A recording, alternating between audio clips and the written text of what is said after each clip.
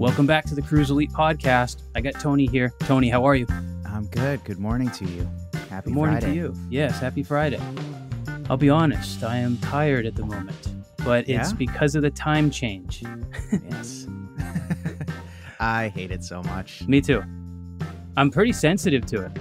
Do you have any strategies that you employ to try to deal with it, or is it just grit your teeth and get up when the alarm goes? Yeah, that's literally what I've been doing. Luckily, this time around, so my daughter is 3 now, and she has not been affected like my wife and I. So that allows us to get back on track much faster. But when she was a little bit younger, it was harder because we were working hard to solidify a good sleep schedule. Yeah. But now that she has that, she sort of adjusted right away. And the only thing that's been difficult for us now is we're just waking up much earlier because that's what she's doing. Mm-hmm. But we're just kind of grinding through that. And really what it comes down to is last night I had jujitsu. And so my classes are late at night. And it's normally difficult for me to recover from those anyway because they're so late at night. It's not my ideal time to train. It just doesn't work great for me, but I just suck it up and do it. But combine that with the time change and it's hard. But luckily last night I actually had a good jujitsu session, which was kind of long overdue. I've been in a funk for, I don't know, months. And since the cold weather set in, probably. Yeah, it's jujitsu's funny, man. It's just up and down, up and down. It's such a slow process trying to learn. And you just go through these waves of feeling like you aren't learning anything, and it's just so difficult to retain technique. And then all of a sudden you have a couple weeks where you're on fire. And then you're like, oh, I am learning. This is great. And then the whole kind of process repeats itself. And yeah, it's interesting like that. It's like learning a whole new language. It's really complex and very difficult to learn, but in a really, really cool way. It's just a great challenge. So let me ask you this. When you say you had a good day in jiu-jitsu, what does that mean? How does that present? So for me, the first thing is my energy was good. So I walked into class. I kind of can predict how it's going to go at this point, just based on how I feel walking in or how I feel right after we basically warm up. And so I felt pretty good going in. And basically what it means is, for me, we went over some techniques that I felt like went really well with my game, right? They were things that I could attach to very quickly because they're similar to other techniques that I do well with. And so when you come across a technique that sort of reminds you of other things, it really just gives you a whole new perspective on how it could fit into your style. And what happened to me last night is we learned something new that wasn't that different from something I'm very solid with. And then I was able to immediately apply it in live rounds, which is really hard to do. Yeah. That's where the challenge is. It's you can learn something drilling and you can, do rep after rep of that. But then as soon as you switch to live rounds, it's totally different because you've got somebody coming at you at 100% and they don't want to let you do anything to them. So because I was able to apply it live, I was like, nice. And when that happens to me, if I can do something live once, to me, it is equal to 1,000 reps of drilling. That's just how it is for me. I don't know if that's how it is for other people, but it's such I connect so much to it once I accomplish it live that the next time I go live, it's in my arsenal and I can call on it when I need it. It's really cool to think about, actually. Obviously I love talking about the brain and stuff. Jiu-jitsu is so brain-based to me in the sense that it's all pattern recognition. It's just recognizing patterns. And you recognize the same patterns over and over and over again, but in different positions. It's super cool to think about it like that. So the better you get at recognizing a specific position that you're in or your opponent is in, the more you all of a sudden have like these options Mm-hmm. that you can utilize when you recognize that pattern. And that's really, to me, what the whole process is it's just getting better and better at recognizing those patterns in all the various positions that you can find yourself in. So it's really great. I'm excited for you to get back and get started with it. I think you're gonna like it, man. You're the way that, now that I've known you long enough, the way your mind works, as far as I can tell, you're gonna dig it. Yeah, I think like even hearing you describe that sounds intimidating, but also a lot like musicianship, Yeah, where it's like muscle memory. You got to drill a lot of different things for timing and melody and technique. And it's not until you're able to just pull it out of your bag of tricks, right, excuse me, in a jam setting or in the context of a live performance that like you really feel like you own it. And right. so in that sense, it does feel like a language as well. Yeah, that makes a lot of sense. So we'll see. We'll see. I do think that the learning curve is definitely daunting. Like, what belt are you right now? I'm a purple belt right now, and so it goes white belt. You start as a white Mm-hmm. belt, then you become a blue belt, then comes purple belt, then brown belt, then black belt. So it's a process. I mean, I think from what I've experienced in watching other people kind of go through the rankings, from white belt to black belt could be a 10-year process for somebody who's actually very consistent with their training. Mm-hmm. I definitely have met people that did it in less than 10 years. It just comes down to how much mat time you're getting. I mean, it's hard to get enough training to make that journey quickly. Mm-hmm. And it could take a long time. It could take much longer than 10 years too. There's so much to learn. There's so Yeah, I much to learn. mean, there's the basic positions, and then there's iterations of it, and then there's all of the movements out of it. And I'm just Right. imagining these like webs just splintering in all these different directions, That's like a exactly it. decision tree, right? It's a decision tree, and every single technique, has a number of different counters, and it's just all like building your options so that you can recognize patterns and make those decisions very quickly. So good stuff. Well, I'm glad you had a good session despite the time change, which Yeah. yeah, really, really kind of makes me mad. So I'll share this one story about the Yeah. time change, and then we can get started. But I was working a gig late at night, and the band stopped playing at like 1:30 in the morning, and it was actually a pretty quick wrap up. So I was almost out of the door by 2. It's about a half an hour drive home, and I get home, and I left like before 2 in the morning, and I get home and it's 3:30 a.m.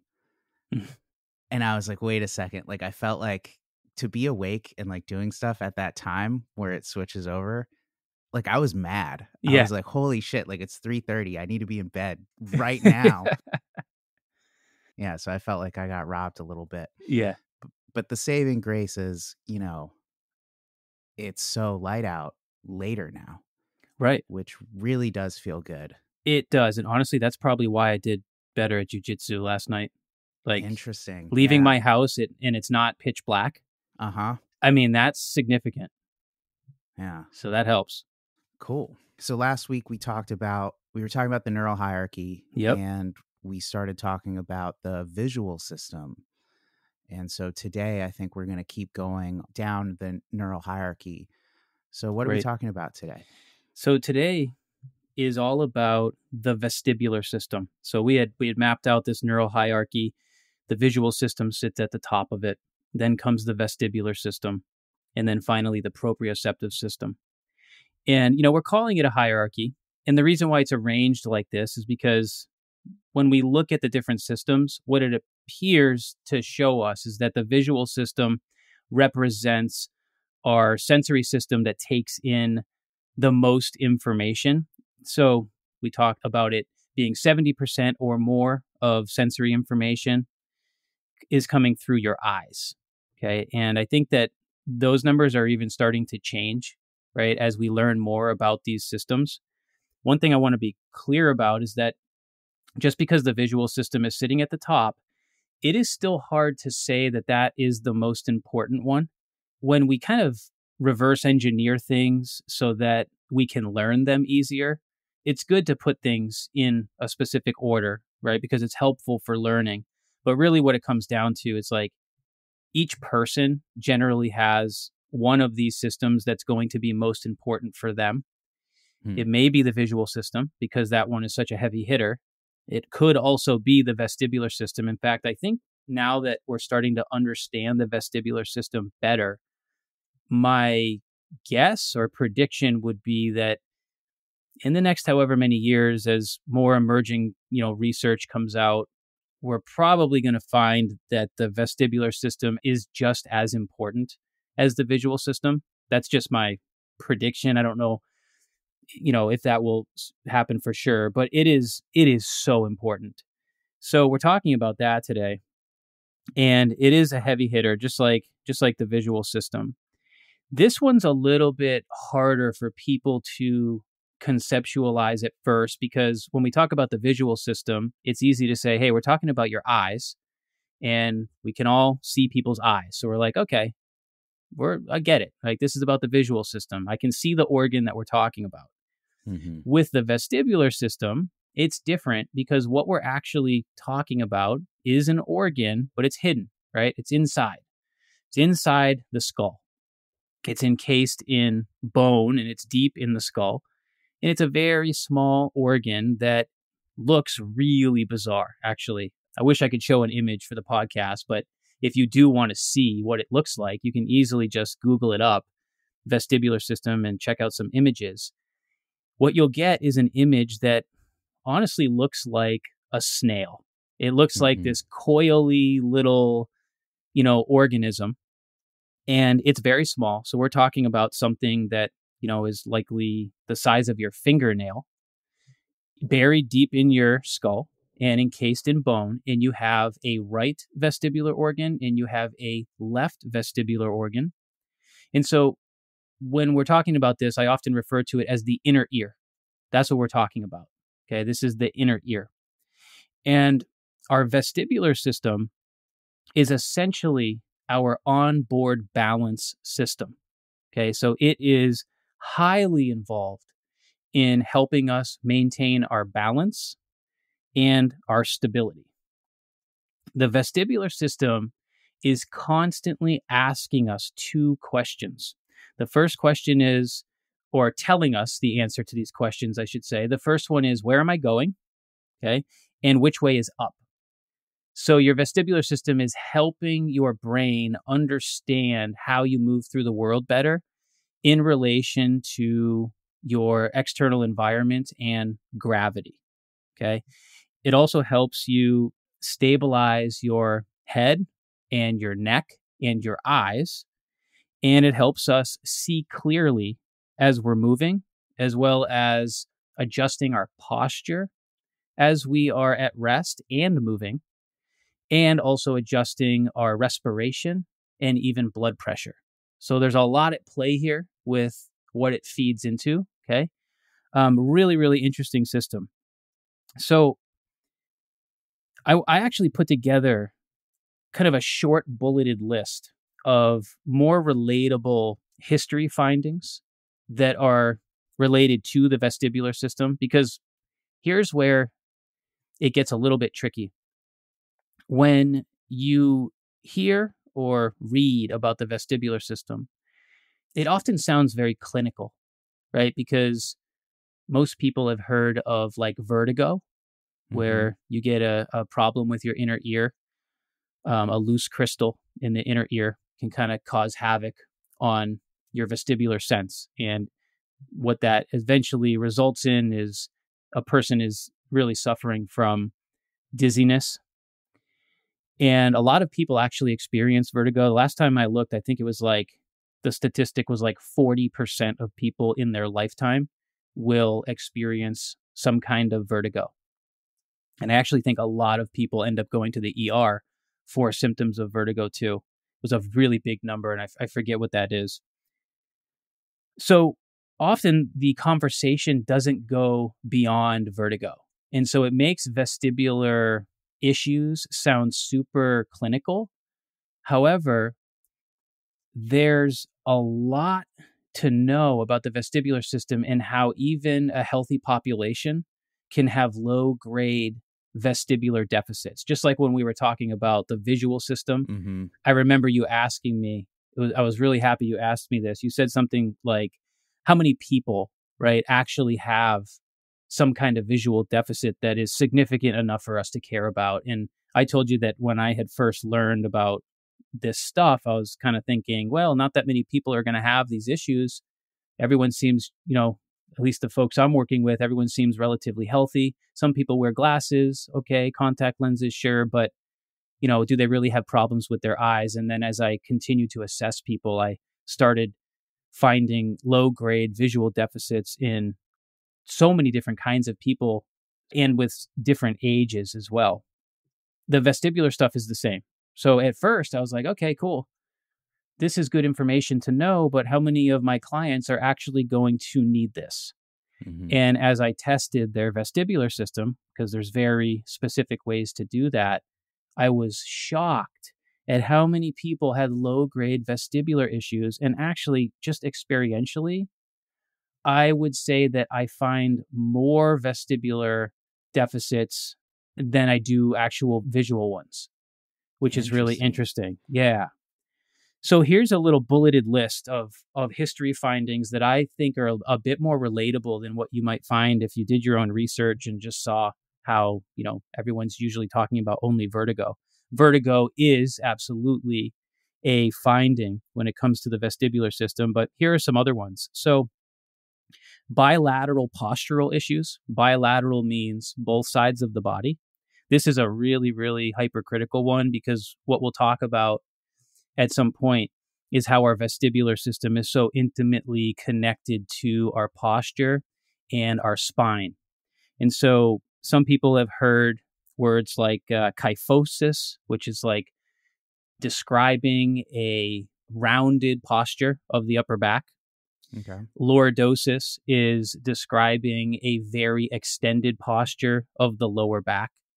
Usually when these terms are being used, it's because we're seeing what we are saying is not ideal. We're saying your posture is too rounded, you're too hunched over, or you are too arched in your lower back, right? Also, people are familiar with the word scoliosis, referring to like a spinal deformity where there's curvature in the spine that is not ideal.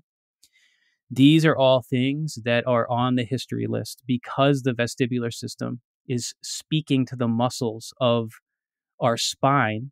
If you have vestibular deficits, you can actually have muscle imbalances around the spine, and that can lead you to postural issues, whether it's kyphosis, lordosis, or even scoliosis. And there's a lot of new emerging research coming out that is more and more pointing to the fact that scoliosis can be a result of a vestibular dysfunction, which is really interesting.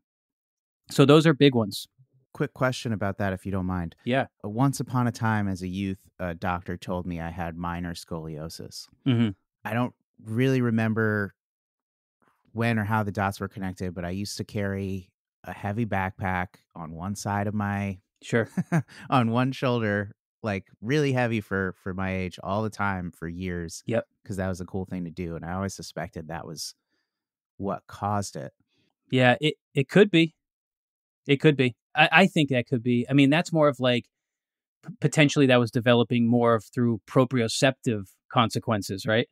Mm-hmm. And maybe not inner ear ones. Yeah. So that was my question, was sort of like does it always originate from the vestibular system, a vestibular deficit, or can it originate from that's a great question. I think it can originate from other places too. I'm really hesitant to approach anything anymore in absolutes, just because I know how much these systems actually work together in harmony. Mm-hmm. When we're learning about this stuff and we're discussing it, we're really kind of isolating topics within it. But I do think that it could be other things contributing and that it may not only be vestibular.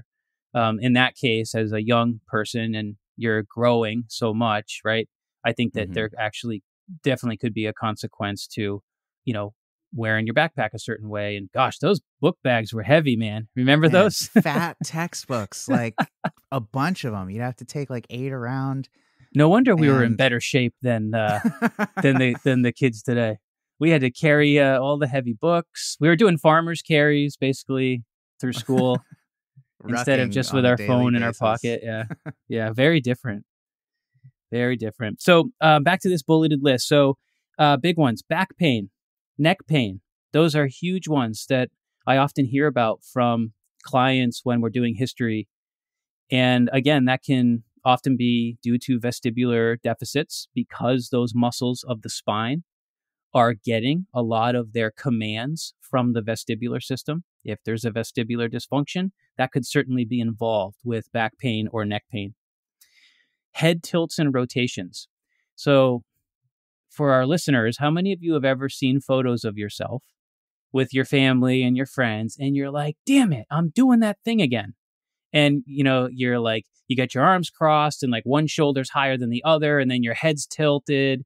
And you're like, why the heck do I do that? And you're always in this like exact same posture for pictures, and your head is always tilted. Sometimes when we have those kind of chronic head tilts or rotations, those are differences in posture. And that can be related to issues of the inner ear or even the visual system. Because remember, these higher order systems are kind of running the show in terms of sensory information. So our brain is always going to prioritize them over the proprioceptive system when it comes to posture. So oftentimes the posture that we are carrying is due to what our eyes and our inner ear are actually telling our brain. So if you have a vestibular deficit, you may see the world slightly different. Your brain might think that, up, or, I have actually a cool story to share in a minute. What your brain is perceiving as up and down and left and right and just how you're orienting yourself might be different due to how your vestibular system is taking in input. And that may cause your posture to be a certain way. And sometimes, like when I do history, intake with clients, even over Zoom calls and stuff, I'm actually watching to see like how are they presenting their posture as they're sitting there talking to me. And somebody that's talking to me with a right head tilt the whole time, I'm kind of taking note and being like, well, maybe they have something going on with their eyes or their inner ear because they don't really seem to be coming out of this right head tilt or this right rotation of their head. So that's a big one too. Real quick before I go into the other ones, I used to run an assessment with people back when my wife and I had our one-on-one in-person studio. This was a wild assessment. I think you'll find it interesting, Tony. So we called it the bucket assessment. And basically what we had was an app on our phone. And the phone, we would actually tape inside a big bucket, like just a really large bucket that, we got at the hardware store. And you would tape the phone inside the bucket. And the app on the phone was able to understand its orientation based on how the phone was angled. Like it knew exactly what vertical was. It knew exactly what 3 degrees tilted to the right was, and it would give you a readout on that. And so what we would do is we would stand the person up and we'd put their head inside the bucket. So we would hold the bucket over their head, not vertically, but horizontally, so that they were looking straight ahead inside the bucket and they could see the screen on the phone. Mm-hmm. And the way that we would do this is me, the coach, I was in control of the bucket. And I would start the bucket rotated so that they were looking at a line on the screen of the phone. And I would instruct them to tell me when they thought the line was vertical. So I would say, okay, ready, set, go. And I'd rotate the bucket. Okay. And they would say now, when they thought the line was perfectly vertical or when they thought the line was perfectly horizontal. And so what we were doing was getting an idea for how good was their understanding of which way was up, which way was down, or, Where's the horizon line, if you will? How good was their understanding of the environment when we remove visual information? Because remember, they couldn't see anything except the inside of the bucket. Yeah. And then they'd say, okay, stop. Or actually, the way we did it is they would put their hands on the bucket and stop it right where they thought it was. And we would do this several times, trying to figure, giving them multiple chances. And then we'd take the bucket away and we could go into the app and the app would spit out some numbers for us. You would not believe how many people would be 10, 15, or 20 degrees off with understanding which way was up. And this was like consistent, like they'd consistently be 10 degrees to the right. Yeah. Generally what you would find is, okay, like let's say the first time they blew it and it was like 20 degrees off. Mm-hmm. They would learn something from that, wouldn't they? They actually learned something from doing the assessment, which is how our brain works, right? It's like, okay, I got some feedback. We do it again and maybe they were 15 degrees off. We do it again and maybe they were 4 degrees off, right? The point being, you take this stuff for granted, but when we remove a high order sense like the visual sense, and now you have to rely on your inner ear, and you don't have that much proprioceptive input going into it, other than the fact that you're standing in one place, right? You're standing up, you are getting proprioceptive feedback. It's amazing to see how many people flunked that assessment. And then I would see people that would absolutely nail it. I mean, nail it every single time. That was my next question. Yeah. Interesting. Yeah. So oftentimes I'd put like some, pretty high level athletes and stuff on that bucket test and they would do really well. Not always. I have worked with high level athletes that had really lousy vestibular systems. It does happen, but it was just so interesting to see the difference. So that was one thing that came to mind back when I was starting to test people's inner ear more. That was one that was like really wild for me to consider. So we talked about head tilts and rotations, bilateral posterior chain muscle issues. This is a really interesting one. So bilateral means both sides of the body. And we're talking about muscle problems. So this made me think of a story. I was working with a guy. This is like 8 years ago. And he came in and said, I have chronic calf cramping when I go running. And it's so bad that when I start my run, I'm okay for like a few minutes because he stretches his calves before he runs. And eventually the calves just kind of tension builds up and the cramping in his calves, this is both calves, remember, that's the key. Both calves cramp so bad that he has to stop his run, stretch, he runs some more, has to stop, stretch. He had done all sorts of different things to try to solve this, mainly rolling his calves, stretching his calves, seeing manual massage therapists, changing his footwear, trying to work with, someone to help him learn how to change his running gait. Nothing seemed to help. So he's explaining this to me and I'm thinking, well, if you've been working on this as long as you have and you've tried these other things and they're not giving you results, like there's got to be some higher order thing happening here that might be causing this. So took him through a battery of assessments. He didn't have the best, two things stood out. He didn't have the best vestibular system. He also had a lot of work that he had to do proprioceptively, in terms of moving his joints. And so we started doing both of those things. And very quickly, actually, he got some very drastic results within, I think it was like 3 or 4 sessions. He was coming back in saying, dude, I don't know what we're doing. It seems so weird, but those eye drills that we're doing seem to be helping. My calf cramps aren't happening anymore. What? And so this is a really neat one to think about because so many people too have, like, they complain of tight calves and Achilles problems, and sometimes it's both sides of the body. So here's how this works. Your vestibular system has descending pathways. So just think about that as circuitry, right? The way that our vestibular system, our inner ear, that organ we talked about at the beginning that looks like a snail, right? We've got a right one, we've got a left one, and there's descending pathways or circuitry that allows our vestibular system to speak to the muscles on the back of our body. We call that the posterior chain. So think about the muscles you activate when you do a deadlift. right? Your hamstrings, your glutes, your spinal erectors, even your calves, right? The muscles on the bottom of your feet. We're talking about the whole posterior chain.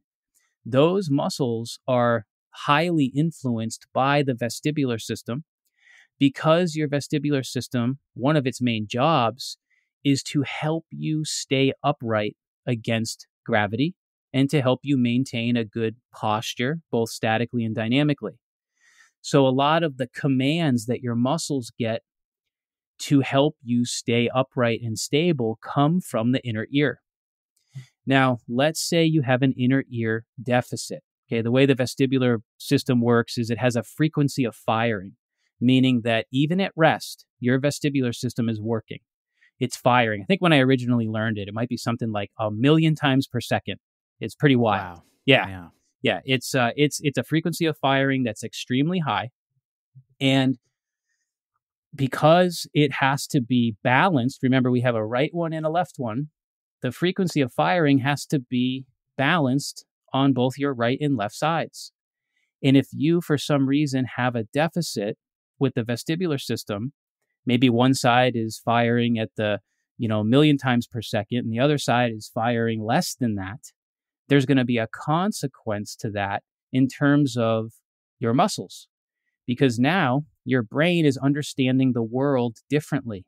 Remember, if your vestibular system is constantly trying to figure out which way is up and which way you're going, a change in the frequency of firing between your right and left sides is going to confuse your brain. But remember, your brain is very dedicated to trusting your vestibular system and your visual system because they're higher order senses, and it is willing to make proprioceptive changes based on what those two higher order systems are telling it. So this is the case that I often hear about where the stretching, the yoga, the foam rolling, the manual massage work, all that stuff might have given temporary relief, but it didn't give him the long-term relief because it wasn't a proprioceptive problem.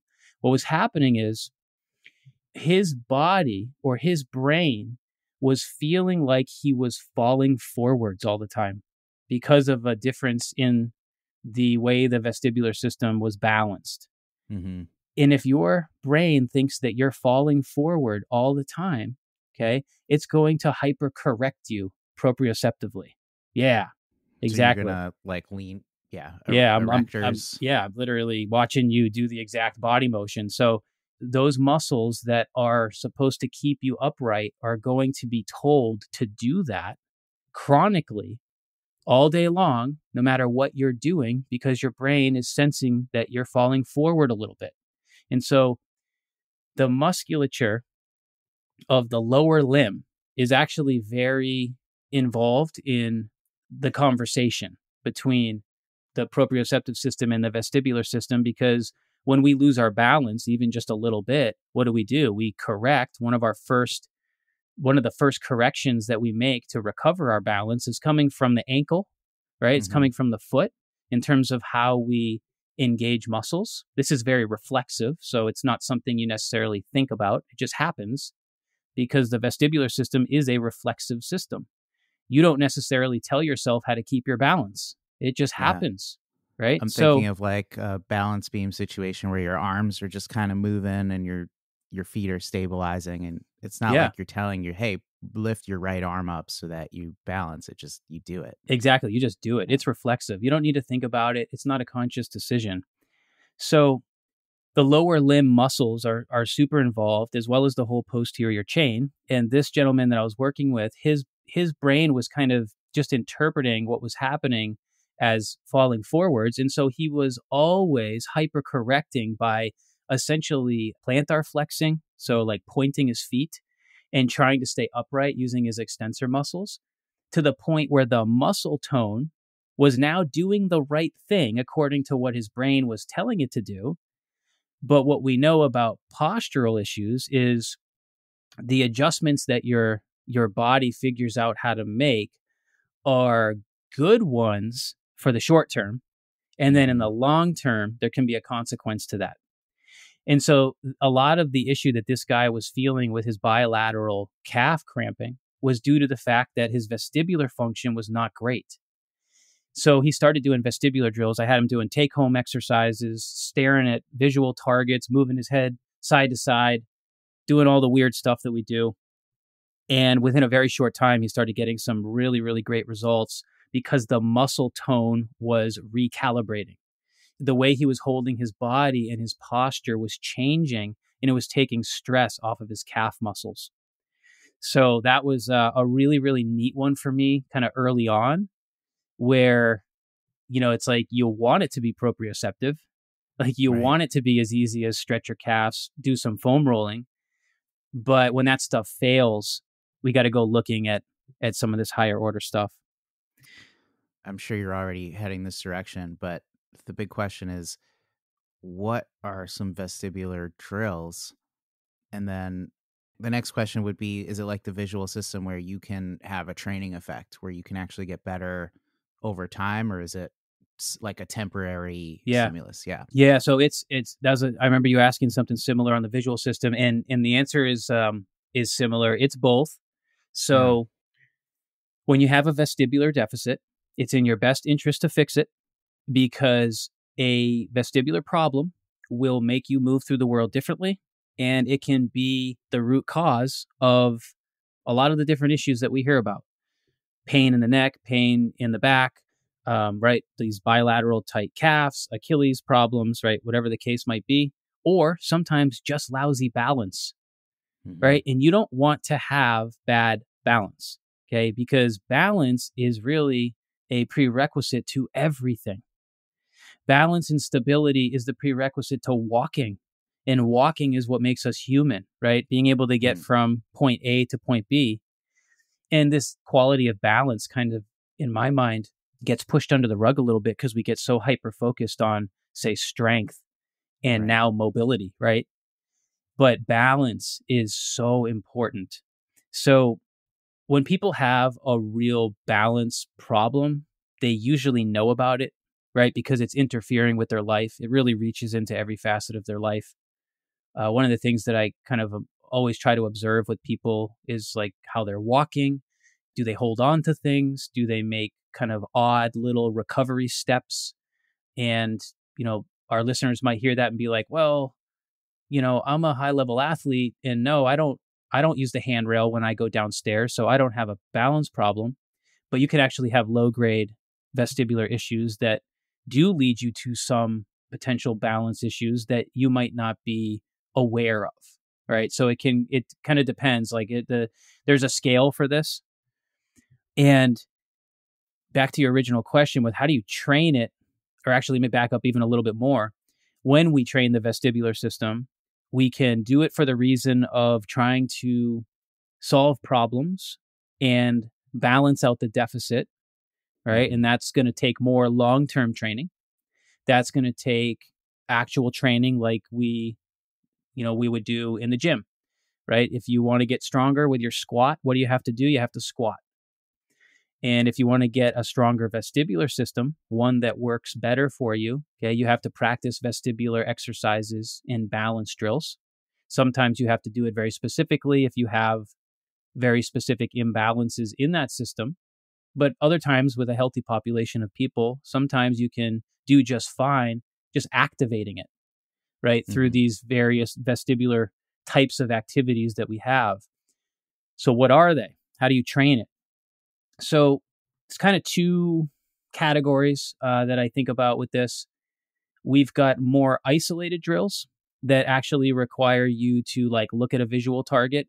So if you look at a visual target that's out in front of you and you keep your eyes on that target and you move your head left and right, okay, horizontally, keeping your eyes on that target, your vestibular system, specifically a reflex called the vestibulo-ocular reflex, allows you to keep your eyes on the target as your head is moving.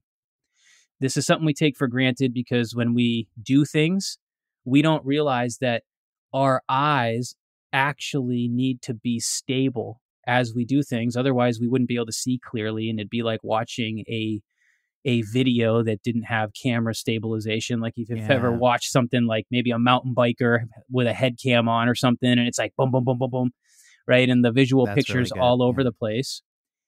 Imagine going through life and that was your visual picture. And according to your brain, that's going to drive up threat levels unbelievably because you don't have a stable visual picture. And your vestibular system is what allows you to have a stable visual picture through a variety of different reflexes. Those reflexes are trainable. We have exercises for all of them. We use those VORs all the time. We use other ones called VOR cancellations, where now the idea is to kind of keep your eyes centered, merged with your head and neck, and kind of move with a visual target as you track it, right? There's lots of different, more isolated drills to approach it. We have a wonderful exercise called the infinity walk.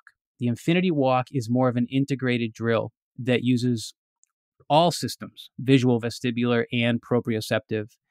And you are essentially, it's very athletic. You look at a target on the wall or wherever you want to put it, and you set up 2 cones, and you can walk or run or skip, whatever you want to do for the locomotion part.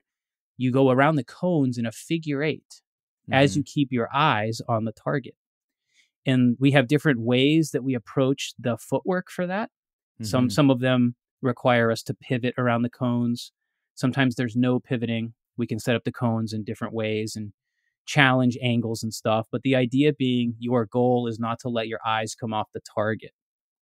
And so that's a really unique one that trains the vestibular system as well. So there's great drills that we do. Here's a big takeaway. You don't just have to isolate the vestibular system with those types of drills. What people don't necessarily recognize is that all the playful forms of training or play that we can encounter, such as running and skipping and jumping and landing and turning and rolling, right? All of these things activate the inner ear a lot.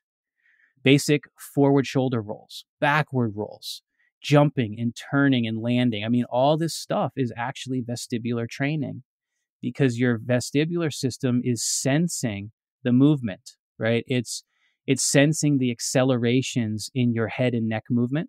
It's also sensing the linear accelerations that your body is going through, whether you're moving forwards, backwards, or side to side.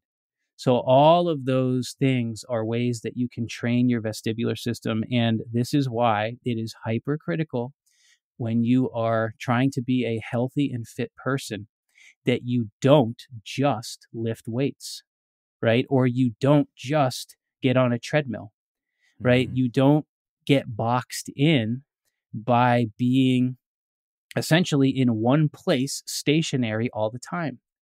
Because even with weight training, like I love weight training and it is so important for people, but you need to move dynamically. You need to move like an athlete as well, regardless of what you feel your skill level is or what your age is.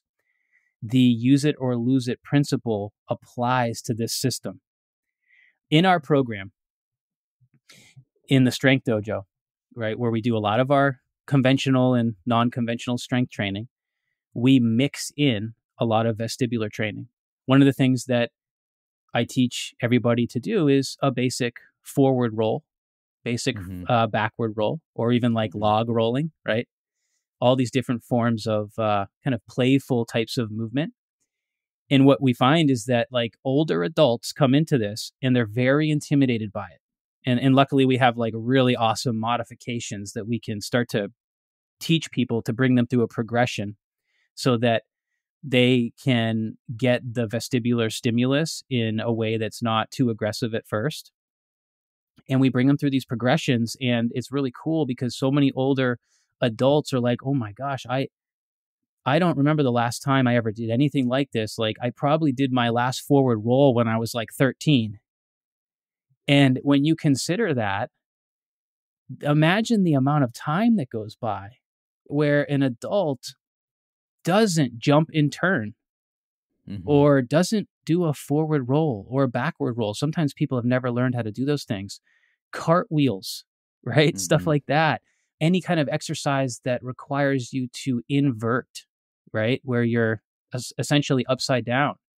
Like this stuff is not involved in people's lives, most people's lives. And so it's up to us to make sure that we're providing enough of the vestibular stimulus so that we can activate your vestibular sense, because there's so many reasons that we can, as we build a case for this, there's so many reasons why that can be helpful for a person in terms of both their fitness, but also their health. Yeah, that's so cool. I love how you brought up the box, like being boxed in Yeah. by holding the same positions. It made me think of different exercises that do move you through different planes and like Hmm. have you, and I was thinking Turkish get-ups, like would Yeah. those actually train your vestibular system because you're going from recline to sitting up to standing to, Yeah. Yeah, that's a great way to think about it. So something like the Turkish get up is certainly more dynamic in that regard than compared to like a bench press, right? mm-hmm, Because your head is moving through space, your spine is needing to change its posture, right? With a mm-hmm, Turkish get up. So that's a good example. The one thing that I'll say is with vestibular training, to progress it, right? To actually kind of get to a point where we're really getting a lot of vestibular stimulus, you have to move quickly. So a Turkish get up, you don't really move that quick, right? right. It's still, you are still calling on your vestibular system to help you stabilize as you move through different planes. That's different than doing a forward shoulder roll. Sure. If you're not Yeah. familiar with like a shoulder roll, I'm talking about essentially a somersault, except that it's at an angle. It's just I prefer to do like shoulder rolls because it's a very skillful thing that we learn to do in martial arts to protect our head and our neck. It's different from a traditional somersault. Traditional somersaults are cool too. There's nothing wrong with them. I like teaching people how to control their body on the ground so that they're safer when Mm-hmm. they move. That's why I prefer those shoulder rolls. But a shoulder roll, forwards, backwards, we have a whole variety of them. You're moving through space much faster, and so that's gonna elicit more inner ear activation. The way that our vestibular anatomy works is that we have what's called semicircular canals. So going back to that image that I kind of described at the beginning, where the vestibular organ looks like a snail. If you look at that image, it looks like a snail, but then there's also kind of these like little kind of branches off of that, almost like tubes, right? And they're circular in nature. And when we move our head through space, our head and neck, those semicircular canals are sensing the acceleration of the head and neck movement. So that's how that part of the anatomy works. And then there's other aspects of the organ called the saccule and the utricle that are sensing more linear accelerations in movement.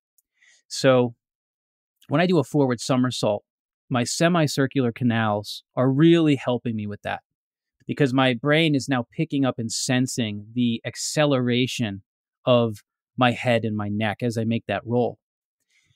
Now think about doing a squat, just a standard body weight squat. It's very up and down. It's very Mm-hmm. linear. And the saccule, another part of the anatomy, is sensing that up and down movement. So think about like being in an elevator. You Mm-hmm. know you're going up and you know you're going down when you're in an elevator, because the saccule is helping you understand that. And if I do, say, a lateral lunge, where I step to the side now and do a lunging motion, that's the other part of the anatomy called the utricle that is helping us understand the linear movement in the lateral plane. And so we've got different parts of the anatomy that help us understand which way we're traveling, which way we're going. Is it up? Is it down? Is it left? Is it right? And that's something interesting to think about, because, like, for example, if somebody says, how many times do I hear this every day? I have ankle mobility problems when I squat. I try to squat. I run into ankle mobility. I do all the ankle drills. Mm-hmm. I do the stretching. I do the rolling. I do the band distractions. I do the joint mobility. All this good stuff, but their ankles are still tight. One of the things that can be amazing for individuals who have ankle mobility problems that don't seem to change with all the other stuff, is doing vestibular drills, right? And oftentimes it's the saccule part of the anatomy that needs stimulation because the up and down, right, of the squat. So this sounds crazy, but I have seen this work really well for certain people. You stare at a target on the wall, a little letter or something. You make sure you can Mm-hmm. see it clearly, and you bounce up and down in place as you keep your eyes on the target. And that's just a really simple way to get a saccule activation. Mm-hmm. And then after that, your reassessment is how well do you squat? And that's just one example of a certain vestibular drill that may help a person squat better. Imagine this. How threatening is a squat if your brain can't figure out what the heck is happening, right? Yeah. Falling is one of the biggest threats that we could come up against as humans. And your vestibular system is the system that is, helping you maintain your balance and keep you upright.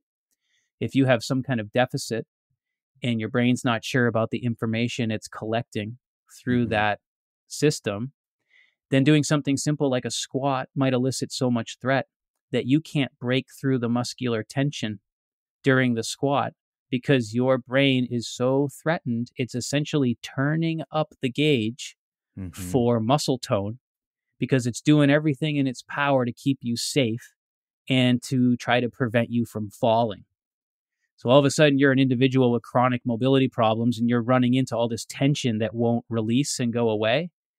And if the proprioceptive training is not doing it for you, then perhaps it could be the vestibular system because you're running into tension that's building through or because of poor input coming in through the inner ear.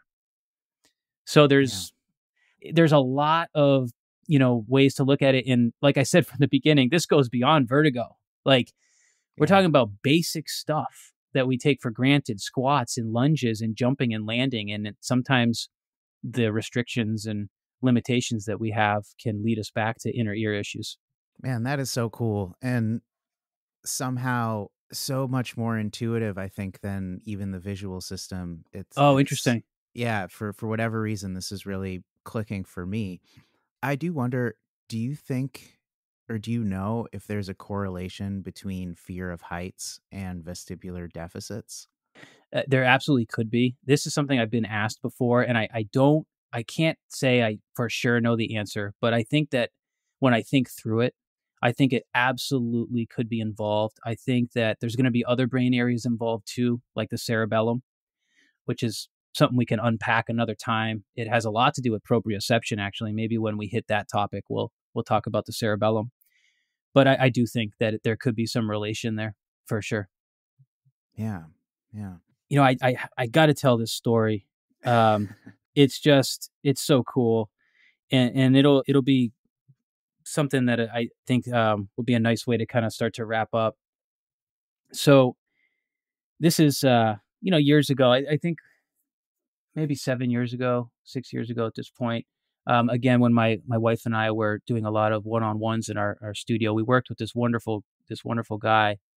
His name was Corey, and he had a lot of complicated health issues. He without going too deep into it, the big thing was he had a double lung transplant. Oh, wow. Yeah, and so we started working with him. He was in his 20s, and he had just such you know came from a wonderful family. It's not that he had a lousy upbringing or anything. He had a wonderful upbringing, but physically he did not get the same exposure to moving that somebody might get growing up. And there was a lot of complications because he had a feeding tube, and so he wasn't even getting the physical part of consuming food and stuff. And so, like, from a physical perspective, he was just lacking so much exposure to those things. And of course, there's consequences to that. And he had a double lung transplant, and this initial transplant was successful, which was great, and it really improved the quality of his life. And he had such a lack of exposure that when it came to working with him, he wasn't even sure what his goals should be. And so we Hmm. helped him with that. And so we were like, well, let's work on your breathing, right? Was an obvious one. And one of the things that we could see is that his balance really suffered. He had a very wide stance with his gait, and his feet were turned out as a balance strategy.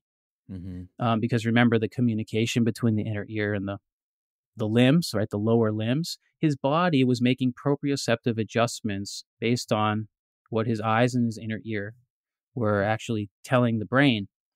And so he had a really hard time with walking, and he had never run in his life. And so I was like, why don't we try to like run? Like, wouldn't it be cool if like you learned how to do this? And he was like, okay, like that sounds incredible. And we also taught him how to catch and throw. He had never learned how to Wow. catch and throw a ball. So we started doing all this great neuro work with him, which was really cool.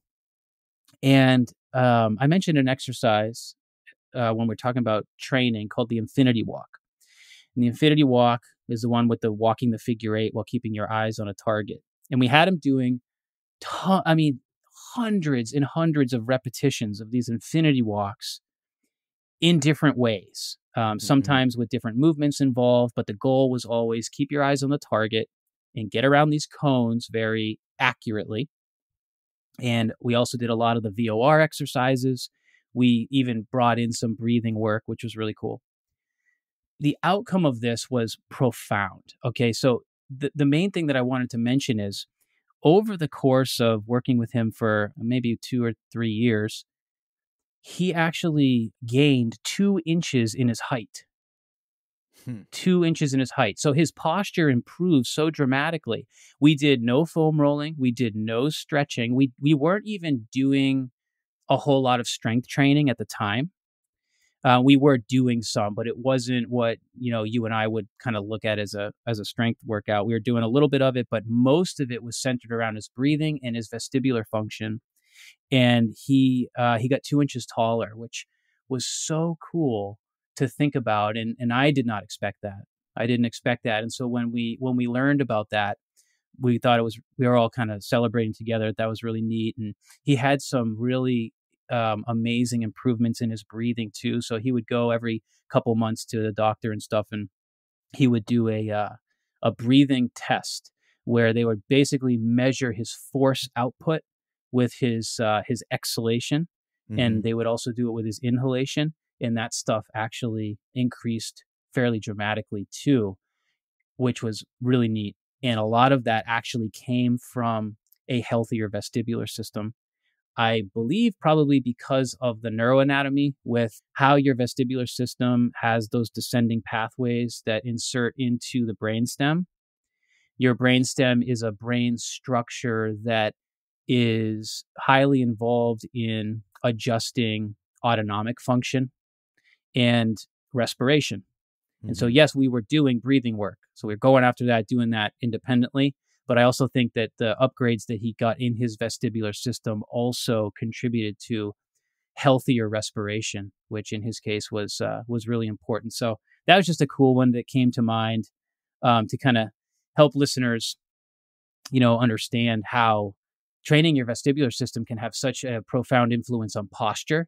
And posture is just a topic that comes up all the time, right? People want to know, how do I improve my posture? Should I do more, T's and Y's, right? With my weights and, that stuff's healthy. But sometimes the thing that really moves the needle in the right direction is working with your eyes and your inner ear, just because they have such a big influence over posture. Yeah, that's so powerful. And I mean, amazing that it sounds like you profoundly changed this young man's life. And his situation was pretty extreme, but I do see the takeaway for like the everyday person, the everyday athlete.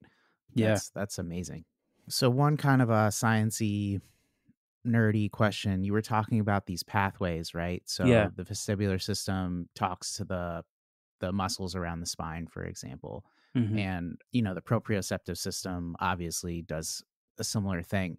Do those pathways, are they shared, or are there specific pathways for the vestibular system and for the proprioceptive system as they go through your body? No, that's a cool question. So those pathways are individual pathways for the system, as far as we can see that. Mm-hmm. So the vestibular system has its descending pathways. Your proprioceptive system, or your cerebellum, also has its pathways, right? The way that we understand the neuroanatomy is that these pathways, to some degree, intersect. And they intersect, often a lot of them are intersecting in the brainstem. So you have nuclei in the brainstem. When you see an image of the brainstem, man, it's crazy. Like, I couldn't possibly understand all the different nuclei in the brainstem. There are so many little dots on a diagram when you see the brainstem, and they're called, the names are wacky. And each of these nuclei have different things that they're related to. Like I mentioned, breathing being important. Mm-hmm. In the brainstem, you have nuclei dedicated to the process of respiration, right? Inhalation, exhalation, right? You have Mm-hmm. pathways that are more proprioceptive, that are for creating accuracy of movement, right? So, like, think about targeting. Like, when you reach out and hit your keyboard, the fact that you can touch a very specific key on the keyboard is utilizing a pathway that is for accuracy and targeting. We have other pathways that are for rhythm. So the nice movement that you can make with your arm as you reach out and hit that keyboard, that's a rhythmic movement. It's not Mm-hmm. jerky, right? Mm-hmm. It's not an odd movement path to get there. It's direct, it has rhythm, and it has accuracy, because we have pathways dedicated to helping us with these little nuances of movement. So to some degree, when I think about your question, I visualize the intersection of these things. And then I Mm-hmm. think about something we always say, things that wire together, fire together. And that's a very common thing that you hear in the world of applied neurology. Or a rising tide raises all ships is another Mm-hmm. one, right? It's kind of like when you have activation in one of these areas, it's actually going to activate areas that live next to it as well. And this is what makes applied neurology so cool. And like, for the movement professionals that want to get into this type of work, this is what allows us to understand training and rehab more holistically, is that if Mm-hmm. we understand the pathways and where they go and what they intersect with, and we know that things that wire together fire together, now I can start doing stuff like, oh, you want to improve your balance? Let me do a breathing drill with you first that focuses on inhalation, right? Because I know that breathing can influence vestibular function. With neuroanatomy, it's a two-way street. Oh, Mm-hmm. you want to improve your breathing? Well, let's do this vestibular drill, because of where that descending pathway goes and where it lives and what it lives next to. Now I can start doing something that seems so unrelated, right? But it's not, because of where the pathway goes and what it lives next to. By activating it, we can get other things to activate too. This is why when you see stuff that looks weird that I do, or for that matter, anyone else does that practices some kind of unique technique, this Mm-hmm. is why people look at it and they go, oh, that's bullshit. Right? That's woo woo. That there's no way. There's no way Mm-hmm. that can be. I was like, guys, like, not just the stuff I'm doing. Like, I got news for you. Like, when something looks weird and it helps somebody, there's usually a neurologic rationale for why it worked. And Mm-hmm. that's why I love neurology. That's why it was the thing that kept me in the industry. Yeah. Because at first, when you're a movement professional and your only tools are, hey, pick this weight up and make your hamstring stronger or your bicep stronger, Mm-hmm. but then you have like 99.9% of your clientele coming to you saying like they have pain or they have a limitation, now you're left to be like, well, there's got to be more to this. There's got to be more tools in the Yeah. toolbox. Yeah. Yeah. So this whole, neurology, right? It really is the most holistic of the sciences. And that's why I love it. That's why I enjoy, playing around with all these different types of training stimuli. And like I said, when we do something that's weird and it looks like it couldn't possibly be related, oftentimes there's a great rationale for why it is. it makes me think that everybody should be training these separate systems regardless of deficiencies or issues. Like, I do wonder what the outcomes would be if like the entire population was doing something for their vestibular system, something for Yeah. their visual system, in addition to like mobility and strength and movement, you know? Yeah. And that's why we put all, I'm very proud to say we put all this in our program. Like, Yeah.